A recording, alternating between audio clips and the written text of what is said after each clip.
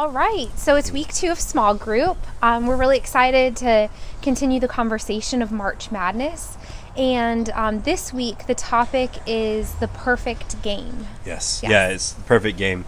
Good morning or afternoon or whatever time. Or evening, whatever whenever you're it is. watching this. Perfect game. I'm actually going to go to the NCAA tournament tonight, I think. You hope it's going to be the perfect game, I right? hope it's going to be the perfect game. I'm expecting there to be a very good game, but for me, I want the perfect game. And also, because I'm taking time away from family and life, I want to have a good experience with that in general, because I haven't had a chance to watch Wofford play in a while, and I've never been to the NCAA tournament, and I've been thinking a lot today about what is it like going to a game, like a big game. That's what I was going to say is you said tournament, like going to a big game versus a regular season game is very, very different. Yeah, and the level of sports too. Yeah, absolutely. It's totally different. And so I've never been to I've never been to anything like that before. I've never been to a playoff game or the Super Bowl or college championship. So it should be interesting. I'm trying to think of the things that will stand out to me. One of the things I was thinking about was usually when you go to a ball field or to an arena, for me, what always stands out is the smells. Yeah, like popcorn or bad smells. Well, that's true. Could be bad smells. Williams-Brice Stadium. No, I'm just kidding. For those that know what I'm going with that. Yes, yeah, it could be good smells, bad smells, but mostly time good smells. Right, exactly. Over in January, we had the opportunity to go to the Pro Bowl. Yeah, that's right. And so that was probably one of the biggest games that I've been to on that magnitude. It poured the rain down, so there was not much smell. Yeah, I'm sure. But it's very muddy. Right. But I do remember the experience being so very different. The people who showed up for it were there because they had real specific reasons of why they wanted somebody to win, or they wanted to see a specific player. Right. It was really, really important to them. Yeah, exactly. And for me tonight, that's what it is. I want to see Fletcher Magee. How awesome it would be if he wins has a record of all-time three-pointers in the history of NCAA basketball. Could happen tonight. That'd be really cool to see. Yeah, I have a lot of expectations of what I'm looking for and the experience of it. And so that really, I think, is something that when you look at your small group stuff today, you'll see that there's a lot of expectation in the scripture itself about what to expect, particularly the story of where Jesus and the woman. Yes. You're going to see, Judas, who has an expectation. The woman has an expectation, and Jesus has an expectation. Absolutely. Well, and all of their expectations are different. Right. The story probably doesn't play out the way that any of them anticipated, except for Jesus. Right? He's perfect, right? Exactly. Yes. I just got to give it up to him. So, yeah, I mean, I think it's interesting to think about games and what do you do with, if it's an upset, like for some of the people in that scripture lesson, it was an upset. For others, it was a big win. Yeah.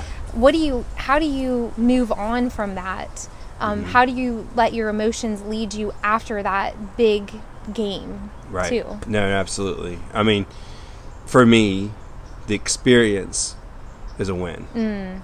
That's just a really good point. Going, the smells, the opportunity to be with the people you're experiencing it with. Yeah, being able to be there with and go to with and go back with, and for me, it's like, of course, I want Wofford to win. I think it'd be wonderful if they win. I'll be sad if they don't, but it won't ruin my experience. Right. You're not going to take away and regret that you went or get in a fight in the stands because I'm mad when my team's losing. Exactly. No, I don't think you'll see me on TV doing that. Good, because we need you to come to church on Sunday. That's right. One of the things that also, I've forgotten about because I haven't been to many big games, but I imagine what will happen is that there'll be unexpected moments. Oh, yeah. That will happen during the game. That things that you don't. So I'm expecting a certain smell, even though I might have an unexpected smell that I have to deal with. I'm expecting, hopefully, some really good stuff on Wofford's end. I'm expecting to see Coach Young. I'm expecting to be with the people that I'm with. But there's things that what make games exciting, really exciting, is the unexpected. Sure. There's a possibility that, hey, we might not win, or hey, we might, or the possibility that something might happen that I didn't expect to happen. Sure. I mean, there could be, there's times in games when people make shots that you wouldn't expect. They're not the best player.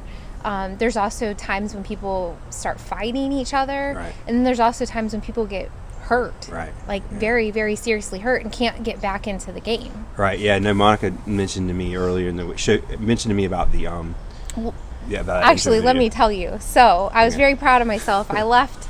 I'm not the huge basketball fan, right. But this March Madness I'm working on her. has I think gotten she's me getting excited. A little bit closer to it. I left church and we watched basketball on Sunday afternoon, and it was Michigan State and Michigan were playing each other.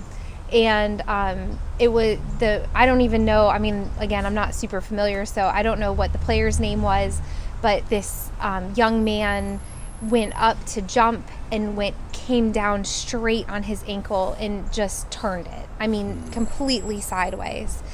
And it was captivating, not in a bad way. It was captivating for my family to watch. The boys wound up walking out into the family room. I'm not going to lie, I'm an emotional person. I got teary-eyed, and one of my kids said, "What's wrong? Is everything okay?" And it was like you could hear a pin drop in that place. And the players, his teammates got emotional for him. He was crying. The coach walked over to him and was crying. And I mean, it completely changed the course in the expectations of many people that afternoon for that game. And what is it about that you feel is profound? Like, what is it about that part that really stands out? I think there's a lot of things, but for him personally, he graduated in December, so right. This is a pivotal moment in his life. I think that he knew it immediately, right. That he will never play basketball the way on this level, on this platform ever again. Right. With that kind of injury, he might not play ever again. Right. At all. His teammates, I'm sure, had a moment of selfishness of, oh no, what are we going to do without him? Like, can we win without him? I don't know. And then I personally watched his mom come down from the stands, and you can only imagine how emotional. I mean, she was hurting for her child. So it was incredible too to watch the players and the coaches, everyone there, rally behind him and feel what he was feeling in some regards. Yeah, one of the things that you were saying, and I think it's right on, is that on the way out he was motioning to his mom, "I'm sorry," or in reality he didn't realize how much of a winner he actually was. Oh my gosh, yeah. And how he might have let her down or let the team down, but instead his sacrificial kind of playing, his way, what he meant to the team shined. It did. So anyway, they took him back to the locker room. They put him in a soft cast. I'm sure they gave him a lot of pain medication. Right. But there was this awesome moment when he exited the locker room and he came and he sat and was able to be present and watch his team finish the game. Whether they won or lost is not even important at that moment in time, but I thought that was really amazing. That stood out. That was the unexpected moment. It did. That was more profound than winning or losing. Well, and even though he was broken, literally, and I'm sure spiritually he was broken, he was able to still be a important force, an important team player in that game, the rest of the game. Yeah, and so our hope for you today is when you're going over these passages and you're having a conversation with your small group, there's two profound passages. I mean, you have the story of the woman in the alabaster jar, right, with the smells and all the things going on there, and the dialogue, conversation between Jesus and Judas, and also the actions between the woman and Jesus and the woman. It'd be good for y'all as you look at that passage and the Philippians passage to ask yourself, What are the things that you would expect, and what are the things that you don't expect? What are the things that stand out?